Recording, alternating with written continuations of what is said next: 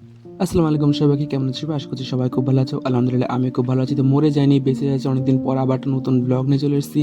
আর আশা করছি এটা আমার 2025 সালে এটাই প্রথম একটা বিয়ের ইনভিটেশন, এটাই শেষ ইনভিটেশন, সিজনের প্রথম আর শেষ বিয়ের ইনভিটেশন। তো আমি, গুবলু, আব্বু, আম্মু আমরা চারজনই যাবো। এই প্রথমবার কিন্তু ফ্যামিলির সাথে কোথাও বেরোনো হচ্ছে, আমার আপাদুল্লাহ ভাই বাদে।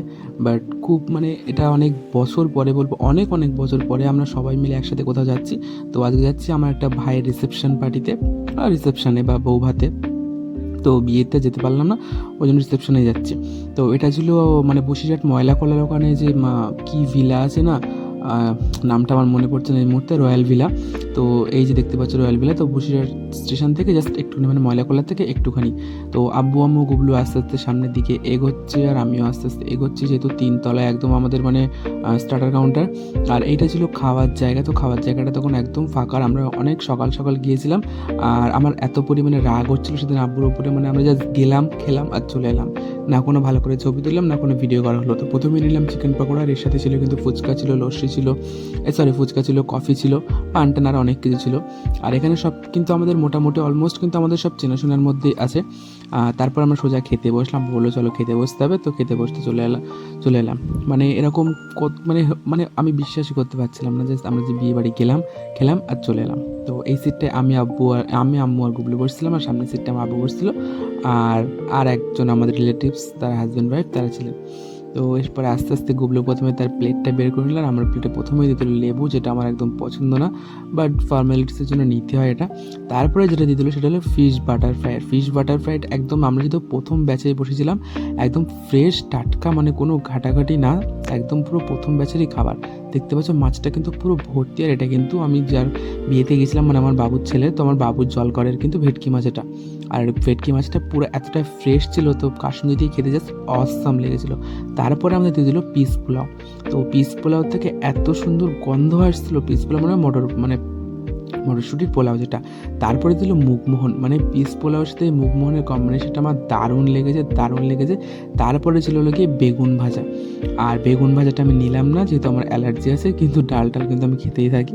বাট বেগুন ভাজা ডিমের মধ্যে অত্যাধিক অ্যালার্জি থাকে আমার, আর চিংড়ি মাছ। তো বেগুন ভাজাটা নিলাম না, তারপরে আবার একবার পিস পোলাও নিলাম, যেহেতু পোলাওটা সত্যিই খুব টেস্টি হয়েছিল, বাড়িতে বানানোর আমি চেষ্টা করব। তারপরে দিল ট্যাংরা কালিয়া। আর আমি জানি না এই ট্যাংরা কালিয়াটা তোমরা আগে কেউ কোনো দিন ট্রাই করেছো কি না, বাট এই ট্যাংরা কালিয়াটা কিন্তু অসাধারণ খেতে ছিল, সত্যি অসাধারণ খেতে ছিল ট্যাংরা কালিয়া।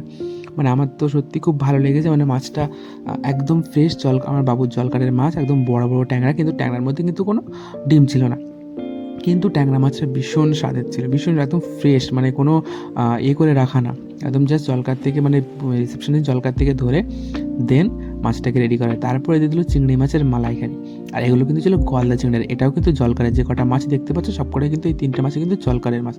তো ওই চিংড়ি মাছের মালাইকারিটা দিয়ে পোলাওটা যা লেগেছিলো, আমি তোমাদের সাথে কী বলবো, আমি ভয়েস ওভার দিচ্ছি, আমার মুখে আবার পানি চলে আসছে, মনে হচ্ছে আবার এই জিনিসটা রিভাইন্ড করতে পারতাম, যদি আবার ফিরে যেতে পারতাম এই সময়টা, তো বোধহয় ভালো হতো।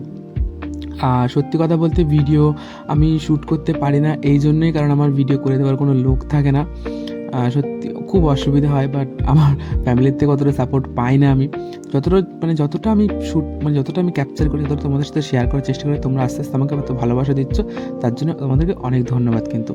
আর আমার এই ভেটকি মাছ বলছি, চিংড়ি মাছের কিন্তু এই মাথার অংশটা কিন্তু খুব ভালো লাগে। তারপরে দিল বিয়ে বাড়ির কী বলবো, বিয়ে বাড়ির যে বিয়ে বাড়ির রানী হলো মাটন। আর এই হচ্ছে আমার বাবু, এই বাবুর ছেলের বিয়ে ছিল।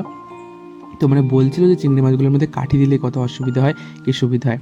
তো এনারই জলকাটের মাছ, আর এই মাটনটা কিন্তু অসাধারণ লেগেছিল, তো ফ্রেশ মাটন, প্রথম ব্যাচেরই মাটন, বুঝতে পারছো কোনো ঘাটাঘাটি হয়নি, কোনো কিছু হয়নি, জাস্ট প্রথম ব্যাচ থেকে কেটেই আমাদের সার্ভ করা হয়েছে।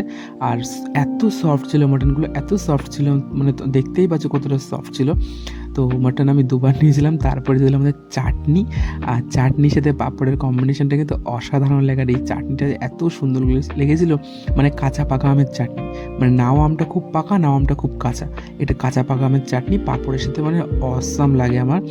তো চাটনি পাঁপড় দিয়ে কিন্তু খাচ্ছে, এদিকে কিন্তু আমার আব্বুর অলমোস্ট খাওয়া হয়ে গেছে, আমাদের সবারই কিন্তু অলমোস্ট খাওয়া হয়ে গেছে। এবার চলে আসবে আমাদের মিষ্টির। আব্বুকে বারণ করা সত্ত্বেও আব্বু অতগুলো মিষ্টি নিয়ে নিল।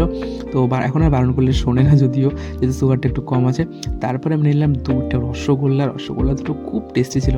আর রসগোল্লা দুটো আমাদের বসিরহাটের মায়া সুইটসের ছিল। তারপরে দিল পানি, তারপরে কিন্তু ছিল মালাই চমচমটা আমি নিতে পারলাম না। তো তারপরে দিল পানি দিয়ে খুব ভালো করে হাতটা ধুয়ে নিলাম। এবারে কিন্তু আস্তে আস্তে আমরা বাড়ি যাবো। কিন্তু এত ছোট লোকের মধ্যে আমি একটা কাজ করেছি, মানে আমরা গিয়ে কিন্তু খেতে বসে গেছি। আমাদের যে মানে বউ দেখতে, মানে ভাবি দেখতে হবে, আমাদের ভাইয়ের সাথে কিন্তু দেখা করিনি, কোনো কারোর সাথে দেখা করিনি, আগে কিন্তু খেতে বসলাম। তো এই ছোটো গিরিটা না করলেই হয়তো হতো। তো তারপরে কিন্তু এখান থেকে আমরা যাবো বউ দেখতে। তো খাওয়া দাওয়ার পরেই কিন্তু বউ দেখতে আমরা চলে গেলাম। দেখতে পাচ্ছ, এই হলো আমাদের নতুন ভাবি আর ওই আমাদের ভাই, মানে আমার ভাই। তো ও দেখে বলছিল তোর নাম্বার কয়বার পেতে, আমি জাস্ট ওকে বলছিলাম যে এই জন্য আমি কোনো ফ্যামিলি ফাংশনে যাই না, যে আমার বিয়ে নিয়ে ডিসকাশন হয় সেখানে। তো এখানে আমি আম্মু একটু ফটোশুট করে নিয়েছিলাম, আর গুবলু কিন্তু গেল না, আব্বুও গেল না। তো আমার আব্বু একটু অন্য ধরনের লোক, মানে এইসব জিনিস একদম পছন্দ করে না। তা সত্ত্বেও কিন্তু আমি মানে চেষ্টা করেছি মানে আব্বুর সাথে আম্মুর সাথে একটা ছবি তোলার, যেটা আমি অলরেডি শেয়ার করে দিয়েছি। আমার ফেসবুকেও আছে, আমার হোয়াটসঅ্যাপেও দিয়েছিলাম। তো হোয়াটসঅ্যাপে যখন দেখতে পাবে, ফেসবুকে যাদের আমাকে ফলো করে তারা আমাকে অবশ্যই দেখতে পাবে। আর আমার আব্বু আম্মু আর গুবলু এখানে গাড়ির কাছে চলে এসেছে, আমরা যেতে পারবো বাড়ির পথে এগোবো। তো একটু রাগ হচ্ছিলো, মানে এত সুন্দর করে সেজে গেলাম। ভালো কথা, আমার সাজটা কেমন হয়েছে তোমাকে কিন্তু অবশ্যই জানিও। আর রাস্তায় এত কুয়াশা ছিল, তোমাদের কী বলবো। তো ব্লগটা কেমন লেগেছে জানিও, আর সবাই খুব ভালো দেখো। সবার সাথে দেখা হচ্ছে পরের ব্লগে। টাটা।